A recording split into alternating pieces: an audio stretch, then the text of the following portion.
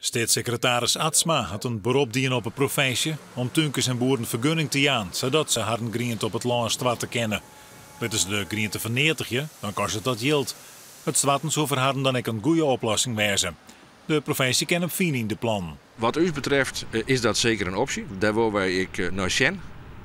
Als telers dat verziek hebben, dan gaan wij daar zodat je het ruimhartig mee om. Het is vanzelf aan de andere kant, het is de zonde dat we Safier binnen. Vraag is wel waar de griente dan heen moet. Volgens landbouworganisatie LTO is juist dat een groot probleem. Boven dat zitten er te volle risico's aan het plan, omdat de grienten rotschen gaan. Wat wij gewoon mee zitten, omdat ik was in grote bloei binnen buis, wij kennen geen bacteriën en schimmels. In de eerste keer wij een heel brood ontvangen, maar we kunnen op het heden niks ontvangen. De Europese landbouwministers komen alle gedachten tijdens of waasdie bij elkaar voor extra oorlis over de EHEC-crisis in de tuinbouw. Dus zullen onder oren praten we over financiële compensatie voor de telers. Maar komt er ook een oplossing voor alle grienten die het net meer verkocht worden kan?